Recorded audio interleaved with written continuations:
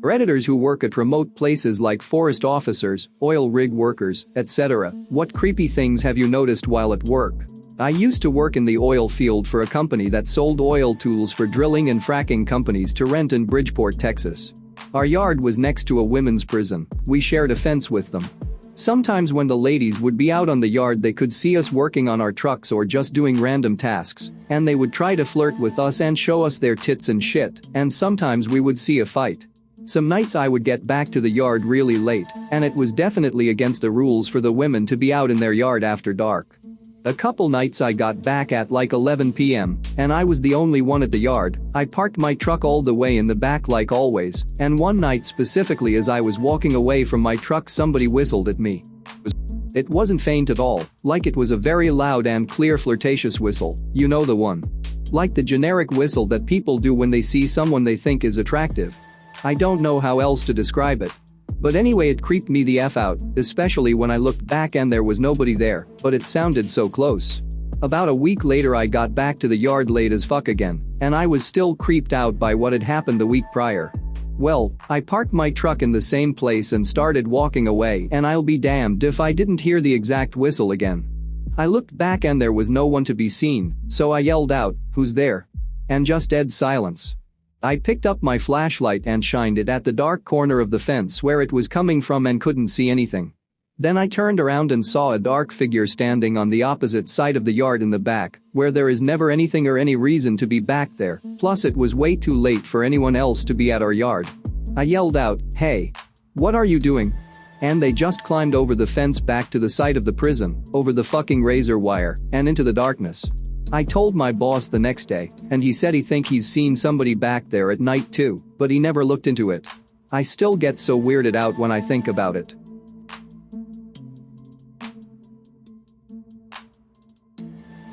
Working late at night on a remote mine site, changing out a switch in a substation on the edge of the pit. Just me and a quiet room full of gently humming transformers. I finish up and head for the door, and I see 3 pairs of red eyes staring through the window. Nothing else visible, just blackness and 3 sets of red eyes. Turns out goats' eyes reflect red at night, and they like staring in windows. I spent some time in the peat swamp forests of Borneo studying wild orangutan. We would go into the forest very early around 4 a.m. One morning there was a clouded leopard on the trail we used to enter the forest. It was just crouched there watching us. We shouted, tried to act big. One of the indigenous people we worked with even took out his slingshot and shot rocks at it. He missed on purpose, just trying to scare it off. It stayed there for a good 5 minutes watching us before it slowly walked into the thick brush off the cleared trail. When we walked by I shined my light to where it had walked to and could clearly see a pair of reflective eyes only 3 meters away crouched watching us pass. Creepy, but also incredibly cool to see one in person for how critically endangered they are. I spent several seasons working at a remote field camp in Antarctica over 1,000 kilometers from the main station in McMurdo. Every once in a while, a skua bird or Antarctic tern would accidentally end up following one of the small planes, twin otter, out to our camp. Once there though, they'd basically be stranded with no way to get back to the coast. I'd get out of my tent some mornings and see a lonely tern circling overhead, knowing it was a dead bird flying. It was quite creepy. Along these lines, when birds, or seals, do die down there, it's so cold and dry that their bodies don't decay either. They essentially mummify. Outside McMurdo at Scott's Discovery Hut, there is still a perfectly preserved seal carcass from 1912 sitting by the entrance of the hut. I've worked in Canada's north for a few years now in oil and gas. It's pretty creepy when during night shift you realize a moose has just been standing at the tree line staring you down for an unknown length of time. Or finding bear tracks crossing the tracks you just made 5 minutes ago. Honestly, the silence of a snowy forest in the dead of night hundreds of kilometers away from anything is pretty spooky. When your only contact to the outside world is a radio channel nobody's listening to, you feel pretty alone. I was the creepy occurrence. I live on a ranch off of a quiet dirt road. Our distant neighbors, nearest house is about 1 mile away, as the crow flies, have had issues with people stealing things out of their outbuildings and storage sheds in the area. It was also late in the year, so it was starting to get dark around 6 p.m. So as a result, every time I would see headlights go down our road, I would watch to make sure they weren't stopping on the property. One evening I see a vehicle going very slowly down the road and come to a stop at the end of our driveway, about 120 yards from our front porch. The vehicle is parked right in front of a 60s pickup I have parked, so I think whoever it is might be looking to steal it or just looking over the property. Whatever the case, I decide to put on a black coat and grab my rifle to go investigate. It's dark out, so I stay out of the headlights of the vehicle so I can get close.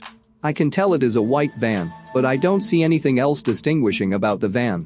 When I'm about 50 yards away, the van backs up and turns into our driveway.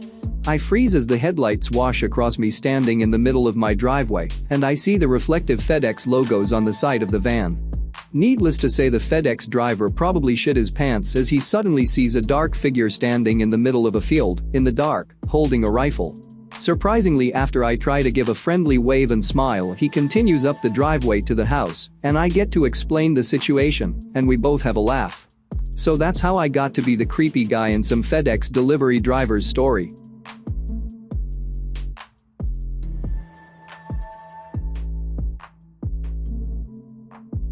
I used to work in the Gulf of Mexico on oil rigs for years, and it may not exactly be creepy, but I found it really unsettling. In deep, open water, the water itself is really clear, so everyone can plainly see all the tuna and barracudas hanging around the rig, waiting for the onboard cook to throw off whatever food waste he needs to. Every once in a while a huge great white shark would swim up from underneath and snatch a tuna, and it really took like less than a second. They're really scary. Not my story, but a close friend. He used to deliver newspapers in his Jeep CJ7, which was lifted and had long throw headlights, for when he would go camping off-roading in it. He would be up as early as 3 a.m. to do his rural route, so he would be alert for deer and other wildlife that might try to cross the road in front of him. He was also big into cryptozoology. He believed in Bigfoot and other cryptids, so his mind was in that zone a lot on those nights mornings. One early morning he was driving slowly through a curve alongside a pasture when he heard an inhuman wail.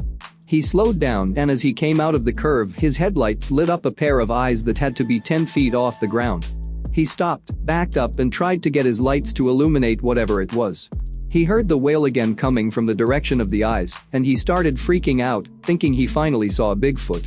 As he was scrambling for his camera, his eyes adjusted enough to realize what he was actually looking at.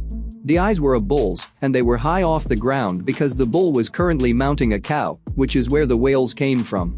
Our friend group ribbed him incessantly for that over the years, and any time one of us would see him, we'd ask if he found Bigfoot yet. Working on ships. There was one night I was on a ship sailing through Alaskan waters. And it happened to be my first night ever seeing northern lights. I can't believe how awesome that was. It made the sky clear, made the night look like it was dusk. We were able to see clearly for miles. Few buddies and I hit the roof, or what we call Lido deck, at 1 a.m. just to gaze at it.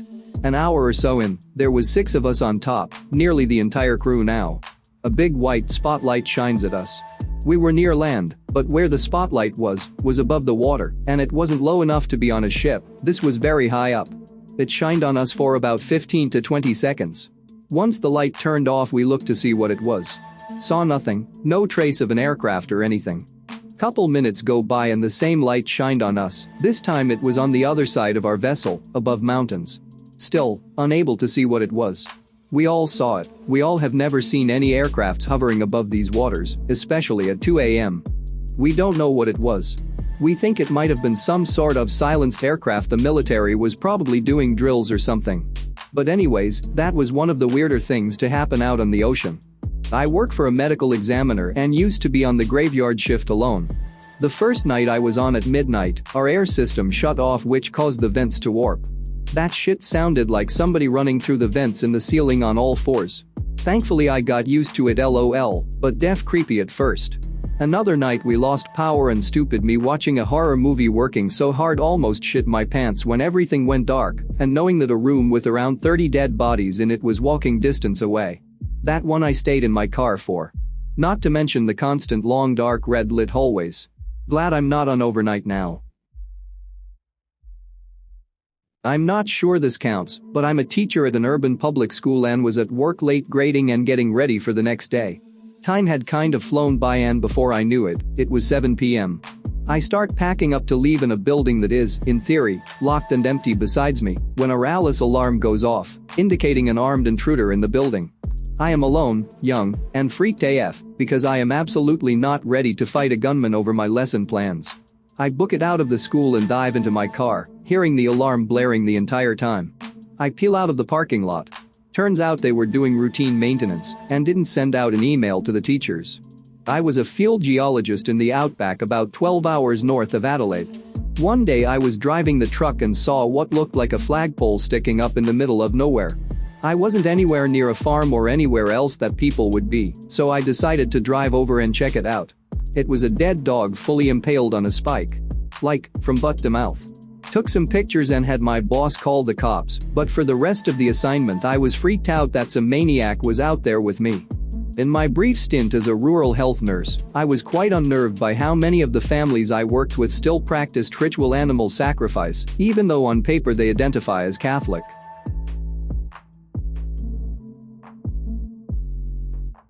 I used to do agricultural work, alone in a field for 10 hours a day kind of thing. The pure amount of times I heard the sound of running and snapped up to see literally nothing there was horrific. I was convinced it was surely animals between the trees for a while, but the weirdest moment was when I heard it loudly from a row of trees next to me and immediately ducked under to see the feet of whatever animal was running by, and there was absolutely nothing. I remember trying to stay calm and walking really fast to the toilet block and sitting in there for a good long while before I came back. I never thought I'd be so freaked out in the daytime, but there wasn't a soul nearby, and it really amped up my imagination. I was serving as a fireman for my nation's compulsory national service. Once, we were called into the forest to retrieve a body who was found hanging on a noose deep along one of the running trails. He had apparently committed suicide by hanging himself off a tree, was found by a few morning joggers. What's creepy was, we found a straw doll at the foot of the tree. It was stabbed with a few red bobby pins in the head, facial area. And there was also an unknown talisman that was half burned where the doll was sitting. When we took the body down, we had to carry him a few kilometers out of the forest, and halfway along the journey, a previously unnoticed wound on his face started bleeding. One of my men sweared that it was bleeding from the same spot as where the bobby pin was stuck on the doll, but we could not confirm it as we left the doll where his body was found for the police. Passed the body to the paramedics and booked our way out of the area. I was on guard duty at Camp Phoenix on the outskirts of Kabul in 2011. It's a 12-hour shift and it started at 7 p.m. Around 2 a.m., I could hear what sounded like footsteps running all around the guard tower. Promptly set my ass hairs on end, so I pull out my night vision and pray that it's some kids or something. I shit you not, there must have been 2 or 3 pairs of dogs humping each other at the same time. I worked night shift at a prison for years. The one thing that really creeps you out is when a hit is put on someone in the middle of the night. Inmates' code says it is kept as quiet as possible. No one says a damn word. The only thing you'll hear are grunts and moans from the victims. Then, it goes and stays silent. If you hear it happening, it's already too late to stop it. It'll be over before you pull your keys out. Occasionally, if someone needs medical attention, the first sign we got was an inmate approaching the bars, saying they need to go to medical, and are usually bleeding all nonchalant. The creepy ones are where no one shows up. All you get is grunts of pain, and that's it. I used to be a delivery driver, which doesn't sound very remote because it isn't. However, I did have to deliver to some pretty remote places. One time I delivered to a trailer park just barely inside our designated delivery zone, and it was very dark and poorly lit. I leave my car running and keep the headlights and inside lights on to go deliver the pizza. Upon returning to my car, I sit down in the driver's seat and look up to see a creepy old man standing less than 3 feet from my side of the car. He was just staring. It was the equivalent of a jump scare. I just started driving forward, had to do a U-turn to get out of the park. When I turned around, the man was standing in the middle of the road, so I freaked out for a second before speeding around him, only to watch him attempt to chase my car out of the trailer park. I used to work at a Boy Scout summer camp when we heard in the distance what sounded like church bells. After the bells stopped, though, the singing started. Eventually, at almost 1 a.m., the singing stopped. I found out a few days later that there had been a large KKK rally only a few miles away that night, and that's what we had heard. Tell us about a time when you noticed a creepy thing at work. Please share this video with others who enjoy stories about people having creepy experiences at work. Drop a comment, click like and subscribe to be notified when I post a new video. Stay awesome.